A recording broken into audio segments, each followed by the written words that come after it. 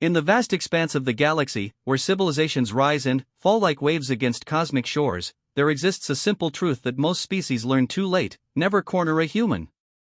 Never take their people. And never, ever, make them angry. The Zephyrian Empire thought they understood warfare. For 3 millennia, they had conquered star systems with calculated precision, breaking resistance through systematic torture and psychological manipulation. Their methods were clinical, efficient, and had never failed to bring entire worlds to their knees. But they had never encountered humanity. When they captured Lieutenant Sarah Chen during a routine patrol mission in the Outer Rim, they believed they had caught just another primitive soldier from a backwater species. They were wrong. What they had done was sign their own death warrant. Earth doesn't negotiate with torturers.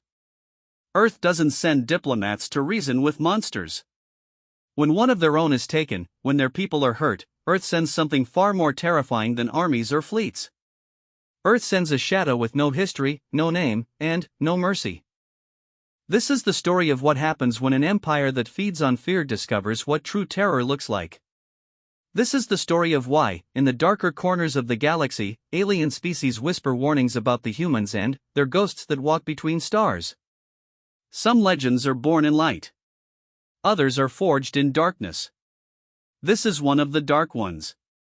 The patrol ship Meridian's Edge drifted silently through the asteroid field of the Kepler 442 system, its sensors sweeping methodically through the cosmic debris.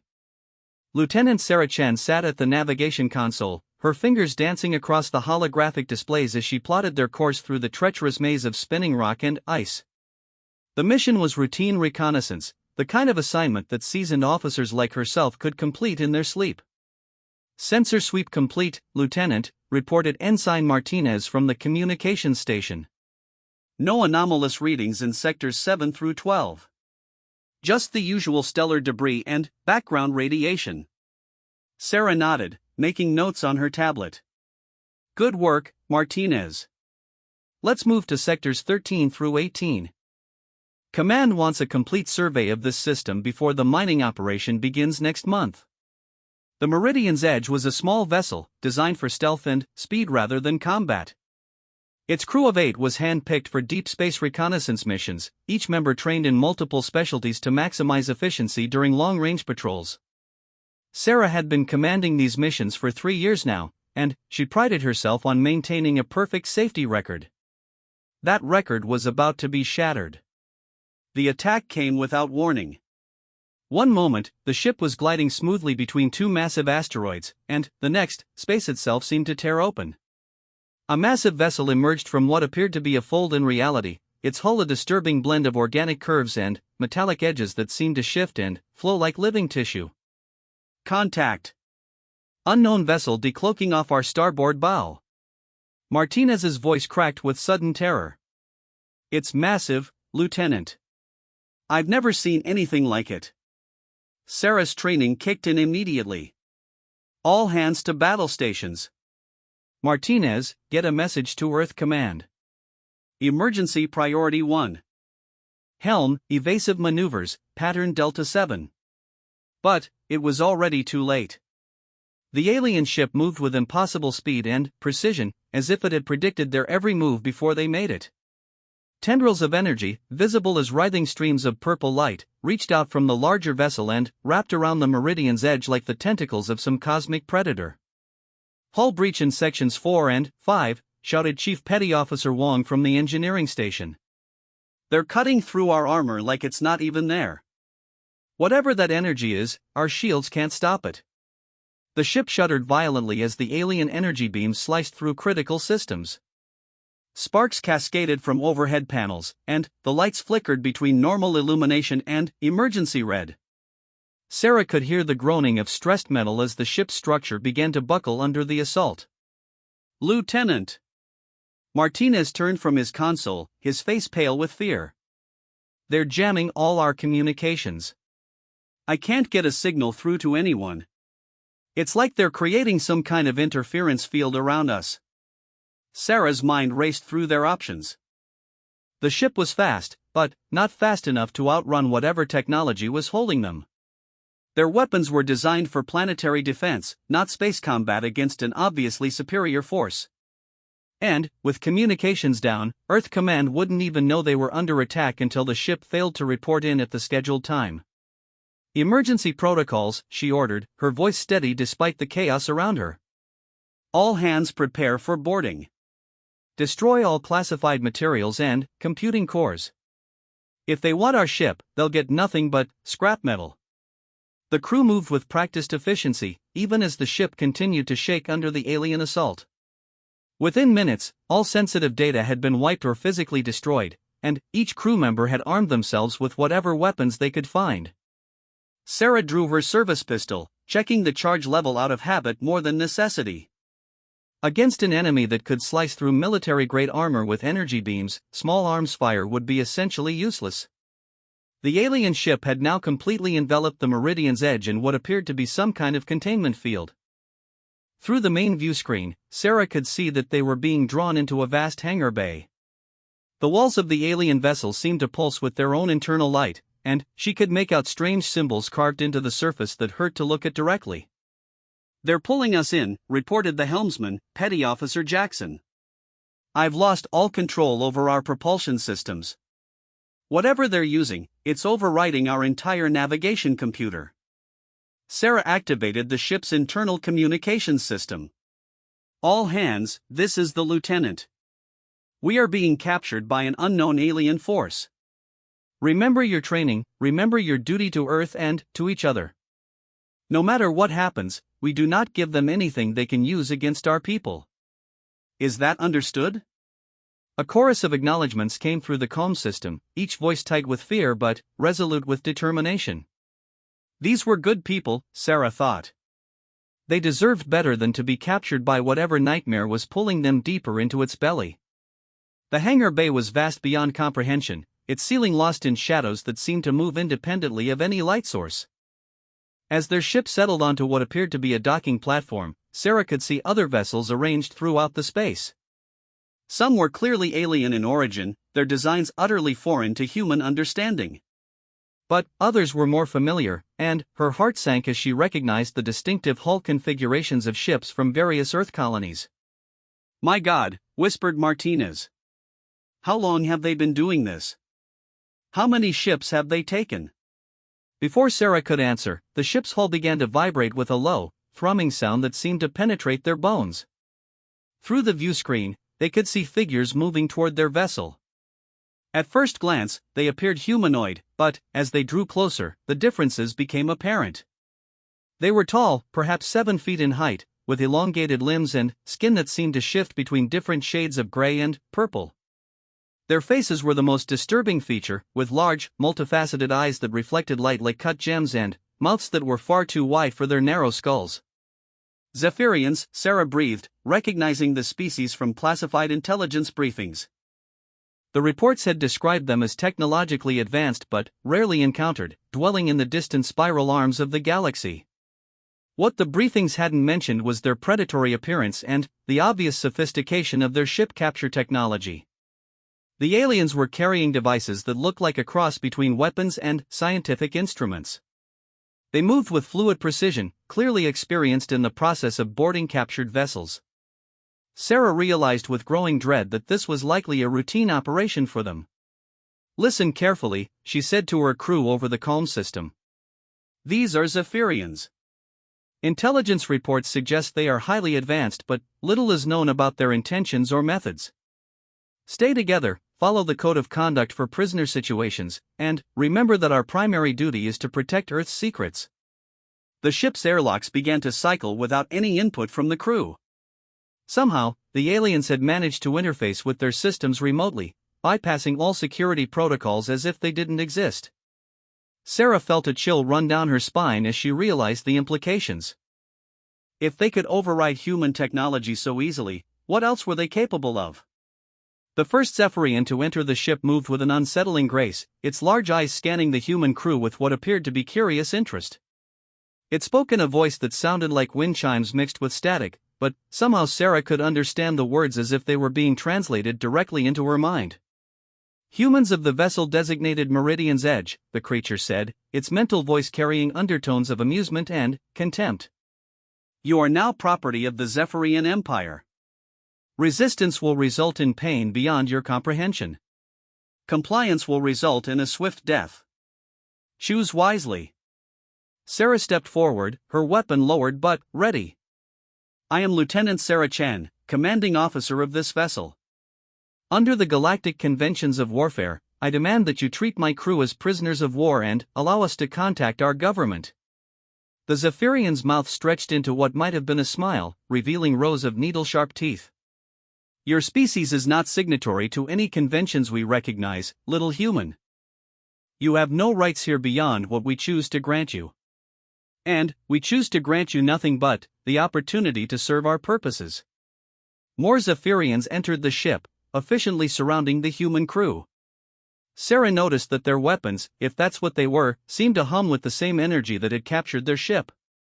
She also noticed that the aliens moved as if they knew exactly where each crew member would be, their positioning too perfect to be coincidental. You have been studying us, Sarah said, making it a statement rather than a question. You know our ship layouts, our procedures. This isn't your first human capture. The lead Zephyrian tilted its head at an angle that would have been impossible for a human. Perceptive. Yes, we have been observing your species for some time. You are remarkably predictable, little human. Your tactics, your technology, your psychology, all have been catalogued and analyzed. You have no secrets from us. Then, you know we won't tell you anything useful, Sarah replied, trying to project more confidence than she felt. Earth doesn't train its officers to break under interrogation. Break? The Zephyrian's laugh was like breaking glass. Oh, little human, you misunderstand our methods entirely. We do not seek to break you. We seek to remake you. To transform you into something useful to the Empire. Your resistance will only make the process more educational. The aliens began herding the crew toward the airlocks, their movements coordinated with military precision. Sarah found herself separated from her people, pushed toward the front of the group where the lead Zephyrian could observe her more closely. You are the commander, it stated, those faceted eyes reflecting her image in hundreds of fragments. You will be processed first. Your crew will watch and learn from your example. This will accelerate their own transformation. As they were marched through the alien ship's corridors, Sarah tried to memorize every detail of their route and surroundings.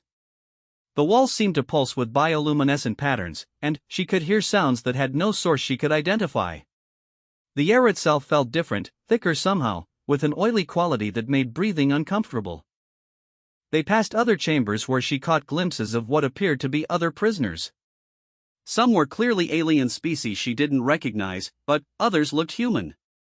The condition they were in made her stomach turn. They moved with mechanical precision, their eyes vacant and their faces bearing expressions of absolute emptiness. What did you do to them? She demanded, but the Zephyrian didn't answer. The processing center was a vast circular chamber filled with equipment that defied easy description. Organic-looking components were seamlessly integrated with crystalline structures and metallic devices that seemed to shift their configuration as Sarah watched. In the center of the room was a chair-like apparatus surrounded by arrays of needle-thin probes and scanning devices. The conversion process is quite remarkable, the lead Zephyrian explained as its subordinates began powering up the equipment. We do not simply extract information from our subjects. We extract everything. Memory, personality, knowledge, even instinct and reflex. All of it becomes property of the Empire.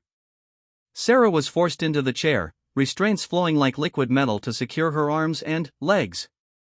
The probes moved closer, their tips glowing with the same unsettling energy she had seen used against her ship. Your crew will be processed in due time, the Zephyrian continued. But, you, as their leader, have the honor of contributing first. Your knowledge of Earth's military capabilities will be particularly valuable. As the first probe touched her temple, Sarah felt a sensation like ice water flowing directly into her brain. The pain was immediate and overwhelming, but somehow she managed to maintain consciousness. She could feel something alien probing through her memories, rifling through her thoughts like pages in a book. But Sarah Chen was not just any officer. She was a graduate of Earth's most advanced resistance training programs, and she had undergone experimental psychological conditioning designed specifically to resist mental intrusion. As the alien probe dug deeper, it encountered barriers that had been built into her mind through years of careful preparation. The Zephyrian frowned, its multifaceted eyes reflecting confusion. Interesting. You have some form of mental shielding. Primitive, but more sophisticated than we expected from your species. The pain intensified as more probes joined the first, but Sarah held on to her training. She began reciting mathematical sequences in her mind, flooding her thoughts with meaningless data to obscure anything truly valuable. At the same time, she activated a deeper protocol that would begin systematically corrupting her own memories of classified information. "What are you doing?" the Zephyrian demanded, its mental voice sharp with anger. "You are damaging your own neural pathways. Stop this immediately." Sarah managed a weak smile despite the agony coursing through her skull. "Go to hell, you overgrown insect."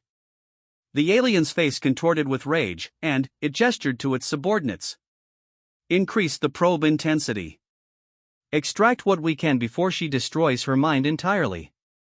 The pain exploded beyond anything Sarah had ever imagined possible. She could feel her thoughts being torn apart and examined, but she held onto her training with desperate determination. Every classified protocol, every piece of strategic intelligence, every detail that could be used against Earth was being systematically destroyed by her own defensive conditioning. But there was one thing she couldn't protect, one piece of information that was too deeply embedded in her mind to erase: her personal identification codes and the location of Earth itself. As the Zephyrian probes finally broke through her mental defenses, she felt them seizing upon these final fragments of data. "Excellent," the lead Zephyrian said, its voice filled with satisfaction. "We have what we need. The location of your home world and the codes that will identify you as one of their own. This will make our next phase much more effective." Sarah's consciousness began to fade as the probes completed their work, but she managed to focus on one last thought. She had failed to protect Earth's location, but her sacrifice had denied them everything else. Her crew would face the same process, but they too had been trained in resistance techniques. The aliens might break their minds, but they wouldn't get Earth's military secrets easily. As darkness closed over her, Sarah Chen held on to one final hope. Somewhere in the vast darkness of space, Earth Command would eventually notice that the Meridian's edge had failed to report in. They would send search teams, investigate the disappearance, and eventually learn what had happened. And, when they did, Sarah knew her people well enough to predict their response. Earth didn't leave its own behind, and Earth didn't forgive those who harmed its children. The Zephyrian Empire had just made the worst mistake in its 3,000-year history. They had made humanity angry. Admiral Marcus Webb stood before the massive holographic display in Earth Command's primary operations center, his weathered face illuminated by the soft blue glow of star charts and tactical data. Around him, the controlled chaos of interstellar military coordination hummed with quiet efficiency. Officers moved between workstations, their voices a low murmur of reports and confirmations that had become the background symphony of his life. But today, something was wrong. Admiral Webb had spent 40 years in service to Earth's growing space navy, and he had developed an almost supernatural ability to sense trouble before it became apparent to others. The feeling had been growing stronger for the past 6 hours, ever since Lieutenant Sarah Chen's patrol ship had failed to make its scheduled check-in from the Kepler 442 system. "Admiral," called Commander Sarah Price from the communication station, her voice carrying the careful neutrality that experienced officers used when delivering potentially bad news.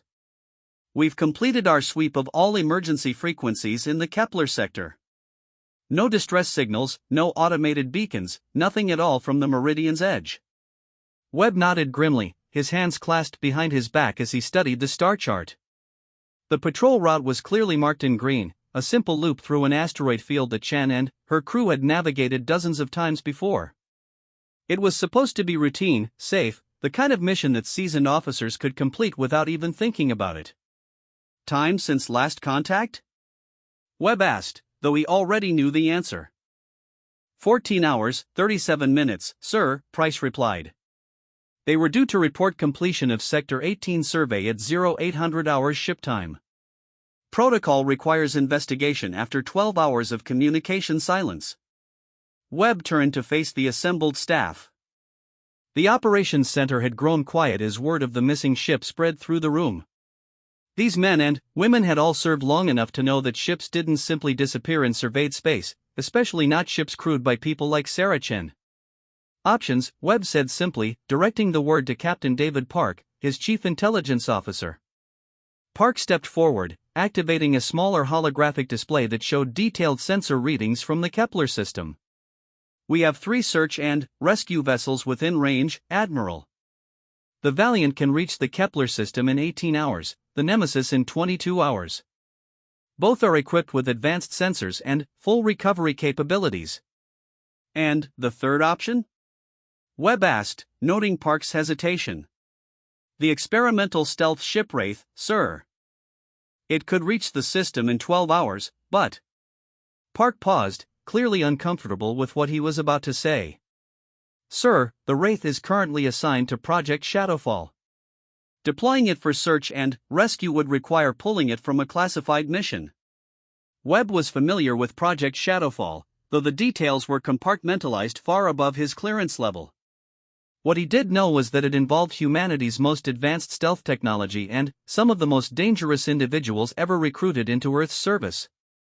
It was not the kind of resource typically deployed for search and rescue operations. Send the Valiant, Webb decided. Captain Morrison is experienced with deep space recovery operations. Have her plot a course that will allow maximum sensor coverage of Chen's planned route. Yes, sir, Park replied, but his expression suggested he had more to say. Something else, Captain? Park gestured to another officer, a young lieutenant whose nervous energy suggested he was new to the operations center. Lieutenant Torres has been analyzing the sensor data from the automated monitoring stations in the Kepler system. He's found something unusual. Torres stepped forward, his hands shaking slightly as he activated his data display. Admiral, at approximately 1,347 hours yesterday, the monitoring station in Kepler 442's outer system recorded a massive gravitational anomaly. It lasted for exactly 43 seconds before disappearing completely. Webb studied the sensor readings, his experienced eye picking out details that would have been meaningless to most observers. This spike here, it's consistent with a large mass transitioning into normal space. Something emerging from hyperspace or fold travel. Yes, sir, Torres confirmed. But, here's what's strange. The mass signature doesn't match any known ship configuration in our database. It's too large to be anything we've ever built, and the energy emissions are completely unfamiliar. A cold weight settled in Webb's stomach. In his 40 years of service, he had overseen first contact with 6 different alien species. 3 of those contacts had been peaceful, resulting in beneficial trade relationships and technological exchanges. 2 had been neutral, leading to simple non-interference agreements. 1 had been hostile, resulting in a brief but brutal conflict that had ended with humanity's victory and the alien species' complete withdrawal from human space. But all of those encounters had involved species that were, if not technologically equal to humanity, at least comprehensible in their capabilities and motivations. What Torres was showing him suggested something entirely different. Commander Price, Webb said, his voice carrying new urgency. Get me a direct line to Admiral Chen at Defense Command. Priority Alpha authorization. Sir, Price said, her fingers already working across her console. Admiral Chen is currently in closed session with the Planetary Defense Council. Her aides say she cannot be disturbed. Webb's expression darkened. Eleanor Chen was Sarah's aunt, and one of the most capable military strategists in Earth's history. She was also one of the few people with the authority to authorize the deployment of humanity's most classified resources. Tell her aide that Admiral Webb requests immediate consultation regarding a Code 7 incident involving her niece, Webb said. If that doesn't get her attention, tell him that we may be looking at first contact with a hostile unknown. Within minutes, Admiral Eleanor Chen's face appeared on the main display. Her resemblance to her niece was striking, the same determined jaw and intelligent eyes that Webb remembered from Sarah's academy graduation.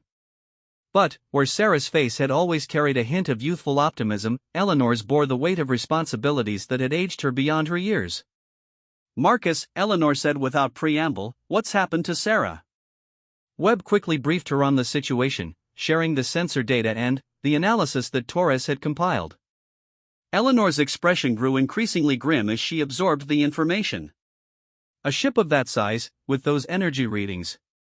Marcus, this isn't just first contact. This is first contact with something that significantly outclasses our technology. If Sarah and her crew have been captured. Eleanor didn't need to finish the thought. Both admirals understood the implications. Human prisoners in the hands of a technologically superior hostile species could provide intelligence that would compromise Earth's entire defense network. "What are your recommendations?" Eleanor asked. Webb had been thinking about this since the moment Torres had shown him the sensor readings. "We need 2 parallel operations. Continue the standard search and rescue with the Valiant, in case this is a coincidence and Sarah's ship is simply experiencing technical difficulties. But we also need to prepare for the worst-case scenario." "Project Shadowfall," Eleanor said, understanding immediately. "Yes, ma'am." If Sarah and her crew have been taken by a hostile force, we need our best asset in that system as quickly as possible. Not for rescue, for intelligence gathering and potential retaliation. Eleanor was quiet for a long moment, her eyes fixed on something beyond the camera's range. Webb knew she was weighing the political implications of deploying humanity's most classified weapon system on what might turn out to be a routine search and rescue operation. "The Wraith has only one operational agent aboard," Eleanor said finally. "The others are still in training or recovery from their last mission." "Are you certain one operative will be sufficient?" Webb nodded grimly. "For intelligence gathering, yes. For anything else?" He shrugged. "We'll have to trust in the training and the technology." "Very well. I'll authorize the deployment, but, Marcus, if this goes wrong, if our agent is captured or killed, it could expose the entire Shadowfall program. The political fallout would be catastrophic." "Understood, ma'am. But, if we're right about what happened to Sarah's crew, the political fallout from doing nothing would be even worse." Eleanor nodded, her face set with grim determination. "I'll handle the authorization." "Have your people coordinate with Shadowfall Command for deployment parameters. And, Marcus, find out what happened to my niece." The connection closed, leaving Webb alone with his staff and the weight of what they were about to set in motion. He turned to Captain Park, who had been listening to the conversation with growing concern. "Get me Shadowfall Command," Webb ordered. "Tell them we need immediate deployment to Kepler 442. Full stealth configuration, maximum armament, and authorization for independent operation." As Park moved to carry out his orders, Webb turned back to the star chart. Somewhere in the darkness of space, Sarah Chan and her crew were either dead or in the hands of something that humanity had never encountered before. Either way, whoever was responsible was about to learn a hard lesson about the consequences of harming Earth's children. The Wraith was unlike any other vessel in Earth's fleet. Built around technologies that officially didn't exist, it was less a ship than it was a delivery system for humanity's most dangerous secret weapon. The ship itself was small, barely larger than a fighter, but it was equipped with stealth systems that could render it invisible to virtually any known sensor technology. More importantly, it carried a single passenger who was as much weapon as human being. 3 hours after Admiral Webb's conversation with Eleanor Chen, the Wraith slipped away from its hidden docking bay in Earth's outer system and began its journey toward Kepler 442. Its departure was noted by exactly 3 people in the entire solar system, and none of them would ever speak of it to anyone without the highest security clearance. Aboard the ship, the passenger sat in perfect stillness, preparing for what was to come. The figure was average in height and build, completely unremarkable in every way that could be observed. But, beneath the ordinary exterior lay modifications and training that pushed the boundaries of what was possible for a human being. Project Shadowfall had been born from a simple question asked by Earth's best military strategists: What would be the most effective weapon against a technologically superior enemy? The answer, after years of research and experimentation, had been elegant in its simplicity. You don't fight superior technology with technology. You fight it with something that technology can't predict or counter. You fight it with a ghost. The agent aboard the Wraith had no official name, no service record, no history that could be traced through any database. For all practical purposes, they didn't exist. But they were the culmination of humanity's most advanced bioengineering, psychological conditioning, and combat training. They were a perfect infiltrator, saboteur, and assassin rolled into one seemingly ordinary package. As the Wraith entered hyperspace, its passenger reviewed the mission parameters one final time. Locate the missing human crew. Assess the enemy's capabilities and intentions. If possible, extract intelligence about their technology and plans. If rescue was impossible, ensure that no human secrets fell into alien hands. By any means necessary. The journey to Kepler 442 would take 12 hours. When it was complete, someone was going to pay a very high price for what they had done to Lieutenant Sarah Chan and her crew. The galaxy was about to learn why humanity had spent the last 50 years developing weapons that most civilized species would consider impossible to create. Because sometimes, civilization wasn't enough. The Wraith dropped out of hyperspace at the edge of the Kepler 442 system with barely a whisper of displaced energy. Its advanced stealth systems immediately activated, bending light and electromagnetic radiation around the small vessel until it became effectively invisible to conventional sensors. For all practical purposes, the ship had simply ceased to exist. Inside the cramped cockpit, the agent known only as Seven studied the sensor readings with professional detachment.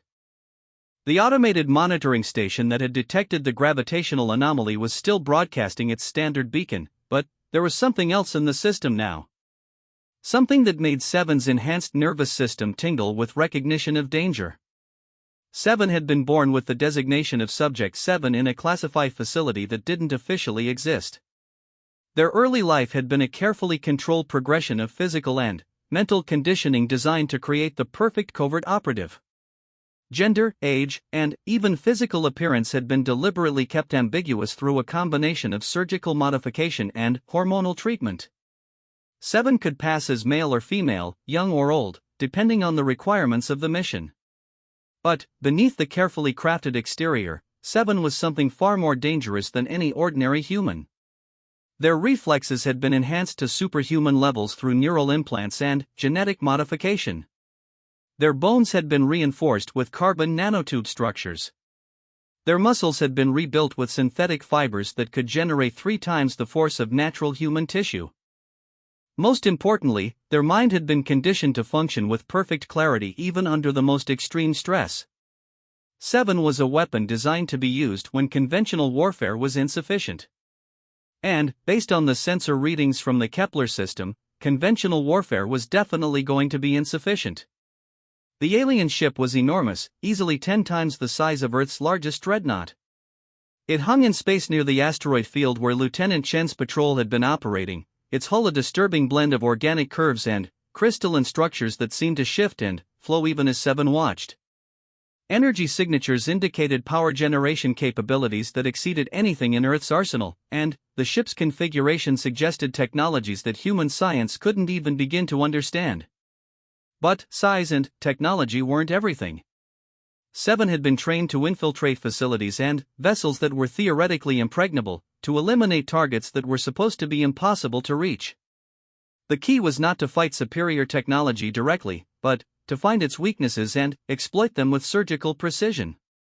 Seven began a detailed sensor sweep of the alien vessel, looking for patterns in its energy distribution and structural configuration. After 2 hours of careful observation, several interesting facts became clear.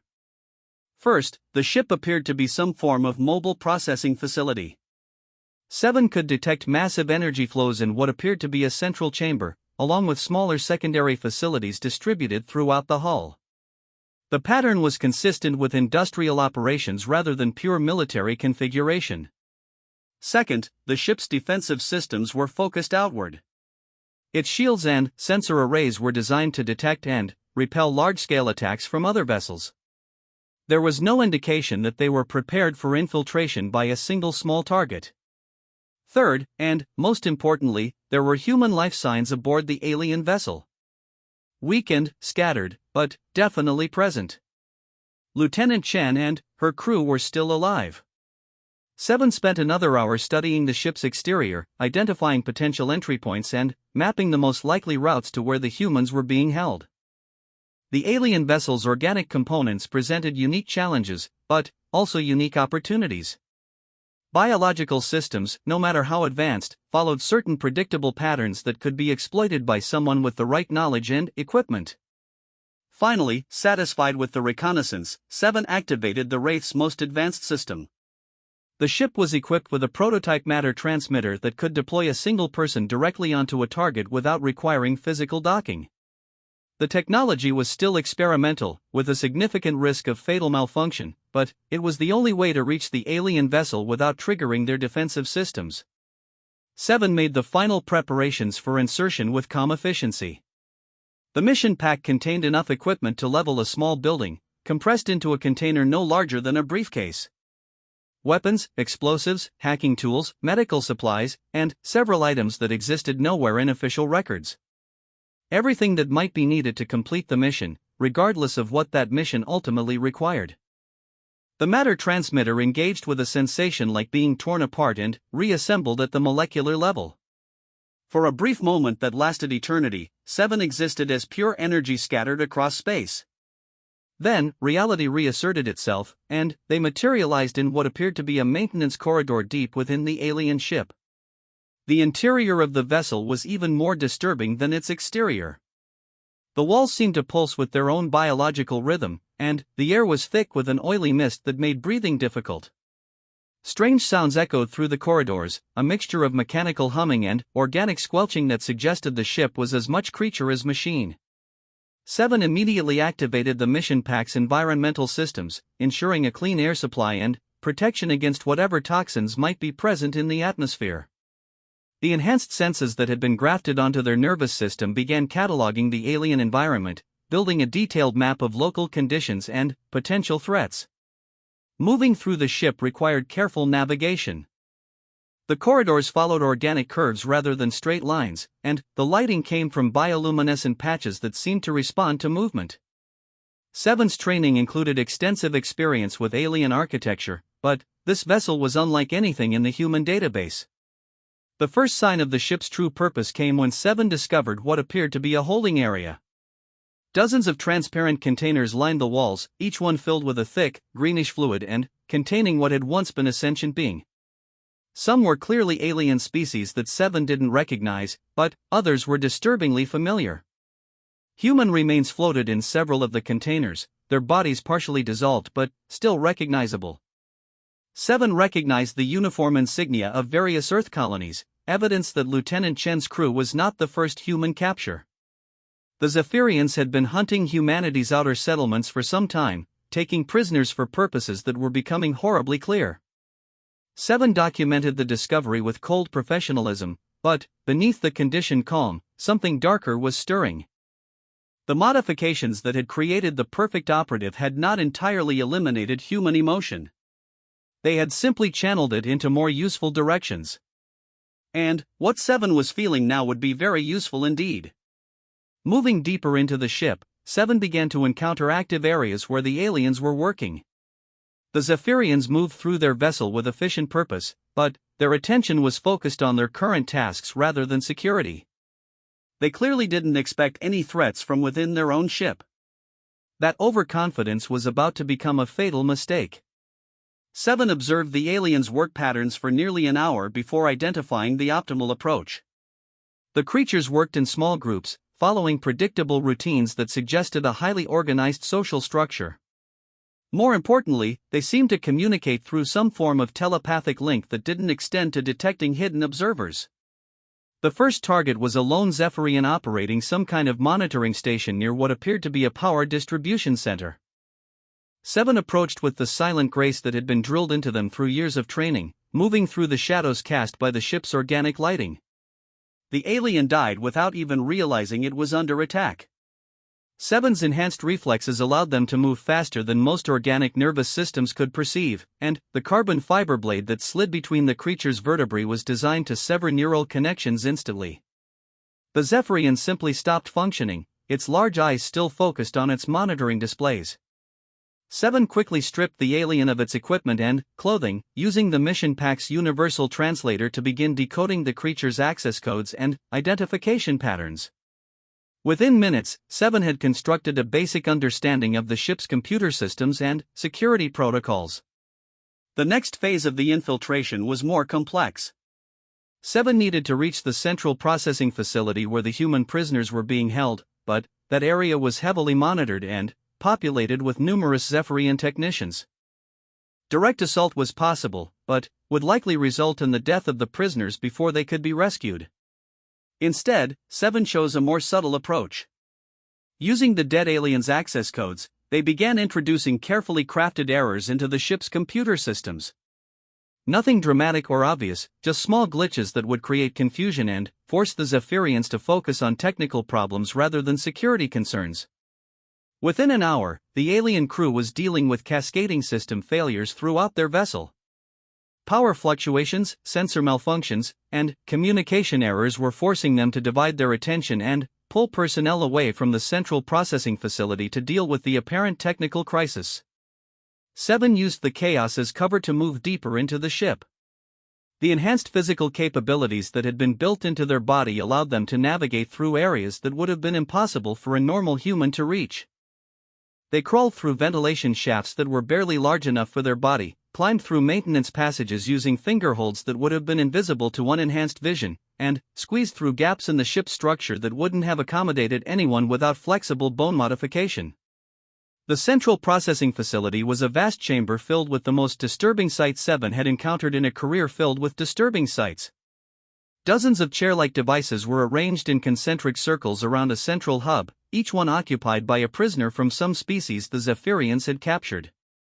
Organic probes were inserted into the prisoners' heads, and Seven could see neural activity displayed on monitoring screens throughout the room.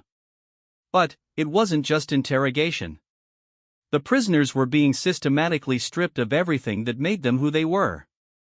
Memories, personality, knowledge, even basic motor functions were being extracted and catalogued by the alien technology. The beings in the chairs weren't just prisoners, they were raw material being processed into something else entirely. Near the center of the chamber, Seven spotted Lieutenant Sarah Chen. She was unconscious, her body held in place by the same organic restraints that secured the other prisoners. The probes attached to her head were glowing with increased activity, suggesting that her processing was more intensive than the others. Seven spent precious minutes studying the facility's layout and security measures. There were approximately 20 Zephyrian technicians working in the chamber, along with several of the larger aliens that appeared to be supervisors or guards. The good news was that their attention was focused on their equipment rather than perimeter security. The bad news was that any rescue attempt would have to neutralize all of them simultaneously to prevent them from harming the prisoners. Seven checked the mission pack's inventory and began assembling the tools needed for what was about to happen. Explosives for the processing equipment, neural disruptors for the aliens, and medical supplies for the human prisoners. Everything needed to turn a covert infiltration into a full-scale rescue operation. But, as Seven prepared for the assault, they noticed something that changed everything. Lieutenant Chen's vital signs were spiking dangerously, and the alien equipment was displaying warnings that Seven's enhanced linguistic processors translated as imminent neural collapse. Whatever the Zephyrians were doing to her, it was reaching a critical phase. Seven had perhaps 10 minutes before Sarah Chen's mind was completely destroyed. The time for subtle infiltration was over. Seven activated the combat protocols that had been built into their enhanced physiology, flooding their system with synthetic adrenaline and combat stimulants. Their perception shifted into the hyperfocus state that their trainers had called ghost mode, where time seemed to slow and every possible threat and opportunity became crystal clear. Seven had been designed to be humanity's perfect weapon against impossible odds. The Zephyrians were about to discover exactly what that meant. The assault began with 7 simultaneous explosions that destroyed the primary processing equipment and plunged the chamber into chaos. In the confusion that followed, something moved through the darkness like a force of nature, striking with surgical precision at targets that never saw it coming.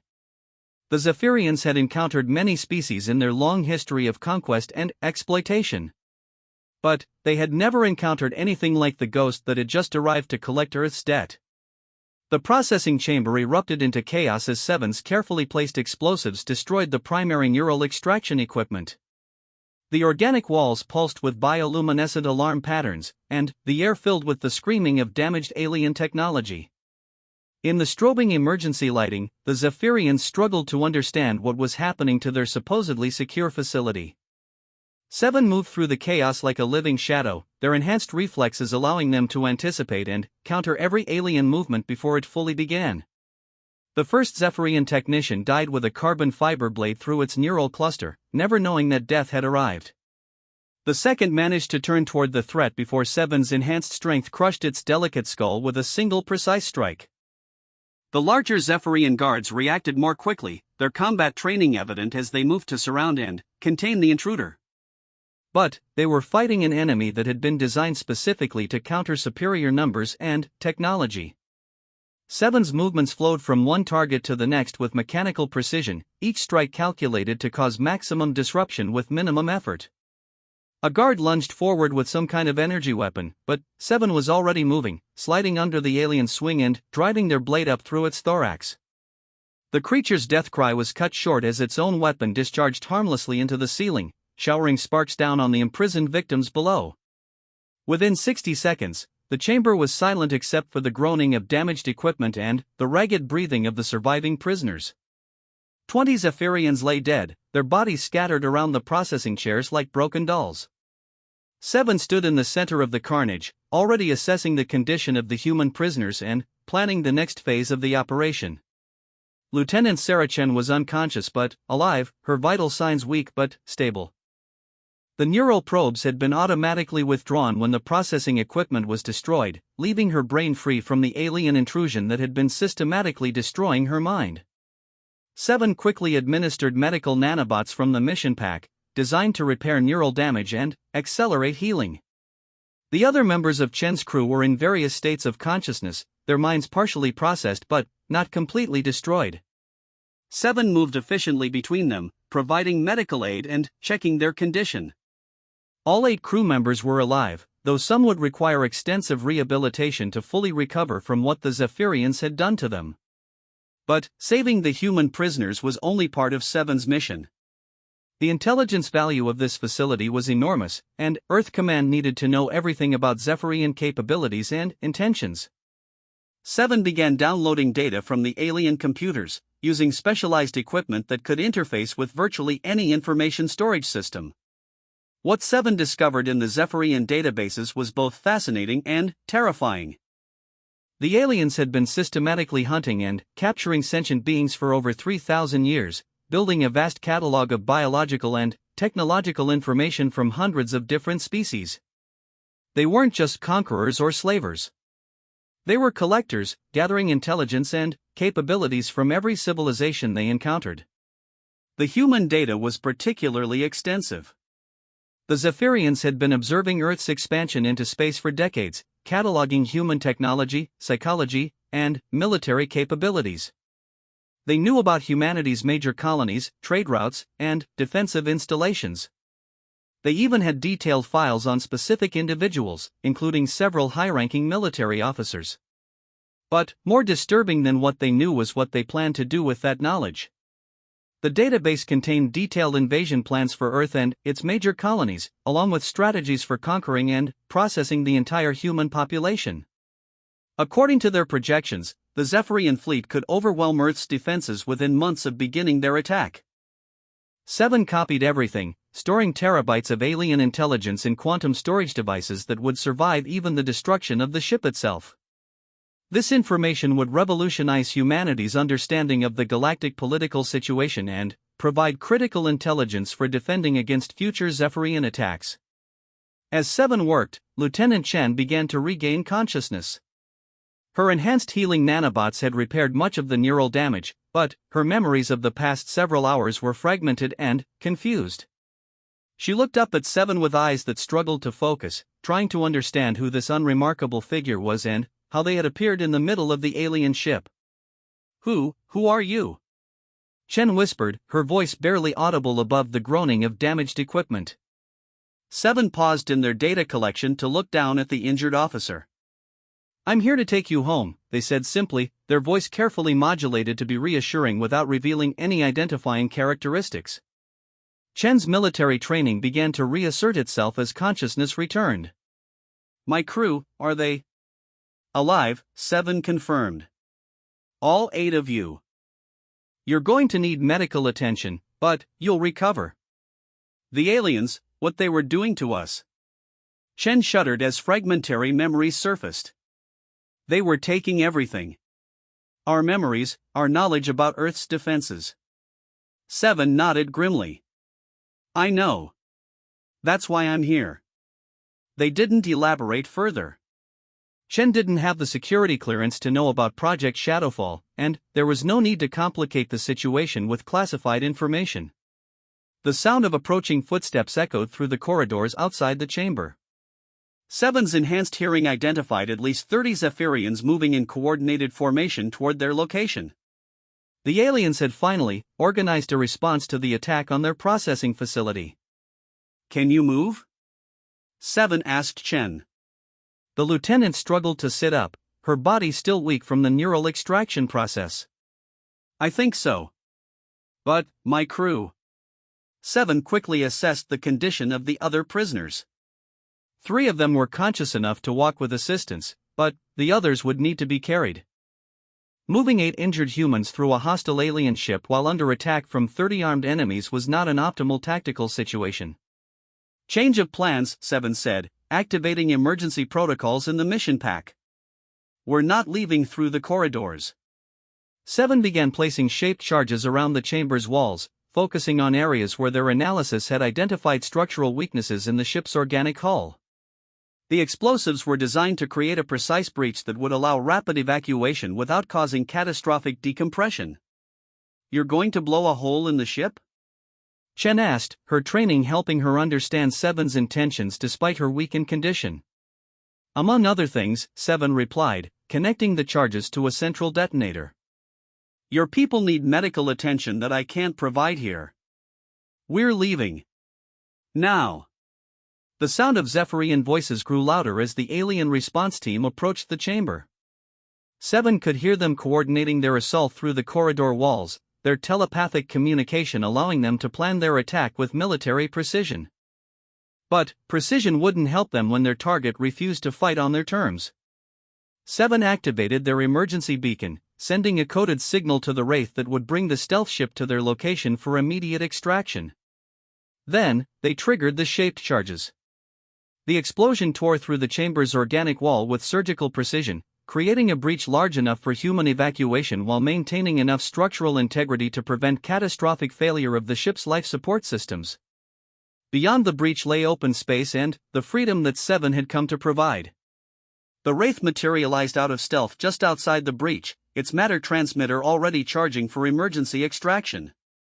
Seven began moving the injured humans toward the breach, their enhanced strength allowing them to carry multiple crew members simultaneously. Lieutenant Chen, despite her weakened condition, helped support her own people as they moved toward rescue. The Zephyrian response team burst into the chamber just as the last human disappeared through the breach. They found a room full of their dead colleagues and the smoking remains of their most important intelligence gathering facility. But their primary target was gone, vanished into the darkness of space aboard a vessel that their sensors couldn't even detect. Seven's mission, however, was not yet complete. As the Wraith began moving away from the alien ship with its rescued passengers, Seven remained behind for one final task. The intelligence gathered from the Zephyrian databases was invaluable, but it was only part of what Earth Command needed to know. Seven needed to ensure that the aliens understood the consequences of harming human beings. Moving through the damaged alien ship with deadly purpose, Seven began placing the mission pack's remaining explosives in strategic locations throughout the vessel. The charges were small but precisely targeted, designed to cause maximum damage to critical systems without completely destroying the ship. Seven wanted the Zephyrians to survive long enough to report what had happened to them. The ship's power core was the primary target. Seven placed a cluster of quantum explosives around the containment systems, calibrating them to cause a catastrophic but survivable failure. The explosion would cripple the vessel and kill most of its crew, but enough would survive to carry word back to the Zephyrian Empire. As Seven made their way back toward the breach, they encountered the alien response team returning from their fruitless search of the processing chamber. The Zephyrians moved with renewed purpose, their large eyes scanning for any sign of the intruder who had devastated their facility. They found more than they bargained for. Seven emerged from the shadows between them like a nightmare made manifest, their enhanced speed and strength turning the narrow corridor into a killing ground. The aliens had energy weapons and superior numbers, but they were fighting an enemy that had been designed specifically to overcome such advantages. The battle was brief and decisive. Seven moved through the Zephyrian formation like a force of nature, striking with lethal precision at nerve clusters and vital organs. The aliens' energy weapons discharged harmlessly into empty air as Seven's enhanced reflexes allowed them to anticipate and avoid every shot. When the fighting ended, Seven stood alone among the corpses, unmarked by the battle except for a thin layer of alien blood on their carbon fiber blades. 30 of the Zephyrian Empire's finest soldiers lay dead, killed by a single human operative who had appeared from nowhere and vanished just as mysteriously. Seven activated the detonator for the power core explosives as they prepared to leave the ship. The charges would explode in exactly 10 minutes, giving them time to reach minimum safe distance aboard the Wraith. The blast would cripple the alien vessel but leave enough survivors to carry word of what had happened back to their superiors. As Seven disappeared through the breach and materialized aboard the waiting stealth ship, they allowed themselves a moment of satisfaction. The mission had been successful beyond all expectations. 8 human prisoners had been rescued, critical intelligence had been gathered, and a clear message had been sent to anyone who might consider harming Earth's people in the future. The Wraith slipped away into the darkness just as the alien ship's power core exploded in a brilliant flash of light. Behind them, the crippled Zephyrian vessel tumbled helplessly through space, its crew struggling to understand how their supposedly invincible technology had been overcome by a single enemy who seemed to appear and disappear at will. But Seven's work was far from over. The intelligence gathered from the alien databases revealed that this ship was just one small part of a much larger Zephyrian operation. Somewhere in the galaxy, an entire alien fleet was preparing to invade Earth and enslave humanity. Earth Command needed to know what was coming. And, more importantly, they needed to prepare humanity's response to the greatest threat their species had ever faced. The Shadow had completed its mission. But the real war was just beginning. The Wraith materialized in Earth's outer system 48 hours later, its stealth systems masking its approach until it was safely within the defensive perimeter of humanity's homeworld. Admiral Webb watched from the observation deck of Earth Command as the small vessel docked with the medical station that had been prepared to receive Lieutenant Chan and her crew. The rescued humans were immediately transferred to the station's advanced medical facilities, where teams of specialists began treating the neural damage inflicted by Zephyrian processing technology. Seven's nanobots had prevented the worst of the damage, but complete recovery would take weeks of intensive therapy to restore what the aliens had stolen from their minds. Seven themselves had vanished the moment the Wraith docked, melting away into the shadows of the space station like they had never existed at all. The only evidence of their presence was the quantum storage devices containing terabytes of alien intelligence and a brief report that had been uploaded directly to Admiral Webb's personal terminal. Webb read the report 3 times before its full implications became clear. What Seven had discovered aboard the Zephyrian ship was far worse than anyone had imagined. The aliens weren't just raiders or slavers. They were conducting systematic intelligence-gathering operations against every spacefaring species in the galaxy, building a vast database of knowledge and capabilities that they could use to conquer and exploit entire civilizations. More immediately threatening was the discovery of active invasion plans targeting Earth and its colonies. According to the Zephyrian database, a full fleet was already moving toward human space, equipped with weapons and technology that had been developed specifically to counter Earth's known defensive capabilities. The aliens believed they could complete their conquest of humanity within 6 months of beginning their attack. Webb activated his secure communication link to Admiral Eleanor Chen, who was waiting in her office at Defense Command. Eleanor's face appeared on his screen within seconds, her expression tight with concern as she waited for news of her niece's fate. "Sarah's alive," Webb said without preamble. "All 8 crew members have been recovered and are receiving medical treatment. The nanobots our operative administered have prevented permanent brain damage, but they'll need time to fully recover." Relief washed over Eleanor's features, but Webb could see that she understood there was more to the situation than a simple rescue operation. "What did our operative discover?" she asked. Webb transmitted the relevant portions of Seven's report, watching Eleanor's expression grow increasingly grim as she absorbed the intelligence. The scope of the Zephyrian threat was staggering. They weren't dealing with a single hostile ship or even a raiding fleet. They were facing an empire that had spent millennia perfecting the art of conquest and enslavement. "Fleet strength estimates?" Eleanor asked. "Conservative projection based on the data, 300 ships, ranging from vessels the size of the one our operative infiltrated up to mobile stations that dwarf our largest installations. Weapons technology appears to be at least 50 years ahead of our current capabilities." Eleanor was quiet for a long moment, studying the tactical projections that Seven's intelligence had made possible. "Recommendations?" Webb had been thinking about this since he'd first read the report. "Immediate mobilization of all available assets. Begin construction of new defensive installations around Earth and the major colonies. Most importantly, we need to accelerate the Shadowfall program. If conventional warfare isn't going to be enough, we need more operatives like the one who completed this mission." "That's not possible, Marcus. Do you know how long it takes to create and train a Shadowfall operative?" "Even if we started today, it would be years before new agents were ready for deployment." Webb nodded grimly. "Then, we'll have to make do with what we have." "But, Eleanor, there's something else in the report that you need to see." He transmitted the final section of Seven's intelligence, the part that had given him the most hope despite the overwhelming odds they faced. The Zephyrian database hadn't just contained information about their military capabilities and invasion plans. It had also contained detailed psychological profiles of the species they had conquered, along with analyses of why their conquests had been successful. The aliens conquered through fear and intimidation, breaking the will of their enemies before engaging in direct military action. They were methodical and efficient, but they were also fundamentally predictable. They followed patterns that had worked for them for millennia, and they had never encountered an enemy that was willing to respond to their tactics with something completely unexpected. Seven's assault on their ship had shaken them in ways they didn't understand. A single operative had infiltrated their most secure facility, rescued their prisoners, and destroyed their equipment while killing dozens of their personnel. It was something that wasn't supposed to be possible according to their understanding of how warfare worked. "They're afraid," Webb said. "For the first time in their history, the Zephyrians have encountered something they can't predict or counter." "Our operative didn't just rescue Sarah and her crew.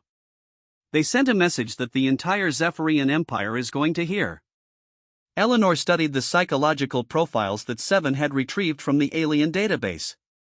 "You're suggesting we can win through asymmetric warfare? Hit them with tactics they've never encountered before?" "I'm suggesting that we can make them afraid to attack us. The Zephyrians are conquerors, but they're also pragmatists. If the cost of conquering humanity becomes too high, they'll look for easier targets." Eleanor nodded slowly. "It's a reasonable strategy, but it requires resources we don't have. We have one Shadowfall operative ready for deployment, maybe 2 more who could be pressed into service if necessary. That's not enough to conduct a campaign of asymmetric warfare against an entire empire." Webb smiled grimly. "Actually, it might be enough. Look at what Seven accomplished with a single infiltration mission. They crippled a major Zephyrian intelligence facility, rescued 8 prisoners, and sent a message that's going to echo throughout their empire. Imagine what could be accomplished with a sustained campaign of similar operations." The conversation was interrupted by an urgent communication from the medical station. Dr. Sarah Martinez, the chief neurological specialist treating Lieutenant Chen and her crew, appeared on Webb's secondary screen with an expression of barely controlled excitement. Admiral, I need to speak with you immediately. We've made a discovery during Lieutenant Chen's treatment that changes everything. Webb and Eleanor exchanged glances. Put her through on the main channel, Doctor. Dr. Martinez's image replaced the tactical displays, her face flushed with the excitement of discovery. Admiral Webb, Admiral Chen, what I'm about to tell you is going to sound impossible, but I've verified it multiple times. Lieutenant Chen's neural patterns show evidence of information that wasn't there when she was captured. Explain, Eleanor said curtly. The Zephyrian processing technology appears to work in both directions. While they were extracting information from her mind, the system was also uploading data into her neural pathways. Most of it was corrupted by the rescue process, but we've been able to recover fragments that contain what appears to be Zephyrian technical specifications and operational procedures. Webb felt his heart rate accelerate. Are you saying that Sarah has alien technology stored in her brain? In essence, yes.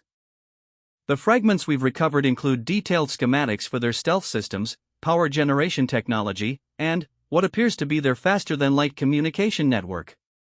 It's incomplete and partially corrupted, but it's more advanced technology than humanity has ever possessed. Eleanor leaned forward in her chair. Doctor, how much of this information is recoverable?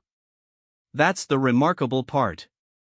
Lieutenant Chen's brain seems to be naturally integrating the alien data with her existing knowledge. Her engineering background is allowing her to understand and interpret the technical specifications in ways that our computer systems can't. She's not just storing the information, she's improving it. Webb looked at Eleanor, both admirals understanding the implications immediately. Sarah Chen wasn't just a rescued prisoner. She was potentially the key to leveling the technological playing field with the Zephyrian Empire. Doctor, I want Lieutenant Chen transferred to a secure facility as soon as she's medically stable, Eleanor ordered. Maximum security, need-to-know basis only. And, Doctor, this conversation never happened. Understood, Admiral. As the communication ended, Webb turned back to Eleanor. This changes our strategic options considerably. If we can reverse engineer even a portion of that Zephyrian technology, we might have a chance, Eleanor finished. Marcus, I'm authorizing immediate expansion of Project Shadowfall. We're going to need every advantage we can get, and it's becoming clear that conventional military thinking isn't going to be enough. Webb nodded.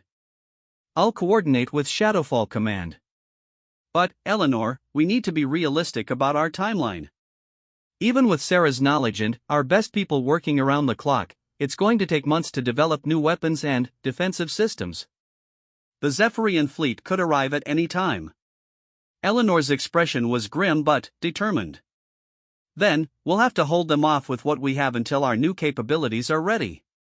The good news is that they don't know what we've learned from their database. They're still planning their invasion based on outdated intelligence about our capabilities. And, Seven's operation has already demonstrated that we can hurt them in ways they don't expect, Webb added. If we can conduct enough similar operations, we might be able to delay their main attack while we prepare our defenses. Eleanor nodded. I want a full strategic review within 24 hours. Every available asset, every possible tactic, every advantage we can identify. The Zephyrian Empire has been conquering civilizations for 3,000 years, but they've never fought humanity before. As the admirals ended their communication and began planning humanity's defense against impossible odds, neither of them noticed the small figure watching from the shadows of the space station's observation deck. Seven had completed their assigned mission, but they had also taken the initiative to monitor the follow-up operations and intelligence analysis. What they had learned was both encouraging and troubling. Humanity had gained valuable intelligence and technological advantages, but the scope of the threat they faced was enormous. The Zephyrian Empire commanded resources and capabilities that made Earth's entire military appear insignificant by comparison. But Seven had also learned something important during their infiltration of the alien ship. The Zephyrians were not invincible. They could be surprised, they could be hurt, and, most importantly, they could be made to fear. Their empire was built on the assumption that superior technology and numbers would always triumph over inferior opponents. That assumption was about to be tested by an enemy they had never encountered before. An enemy that didn't fight according to the rules of civilized warfare, that appeared from nowhere and struck without warning, that treated impossible odds as merely another tactical challenge to overcome. 7 melted back into the shadows of the station, already planning their next mission. The Zephyrian fleet was still months away from Earth, but there were other targets available. Isolated ships, forward reconnaissance posts, supply depots that supported their intelligence operations. The aliens wanted to conquer humanity through fear and intimidation. Instead, they were about to learn what it meant to be hunted by shadows that walked between stars. They were about to discover why some species whispered warnings about the humans and their ghosts. The war for humanity's survival had begun, and Earth's most deadly weapon was already moving to strike the first blow. In the vast darkness of space, a single operative prepared to teach an ancient empire that some prey fought back. And, when humans fought back, they fought to win. The message that Seven had delivered with their infiltration of the Zephyrian ship was about to echo across the galaxy. Earth's children were under protection. Anyone who harmed them would face consequences beyond their ability to imagine or escape. The shadow had spoken. Now it was time for the galaxy to listen.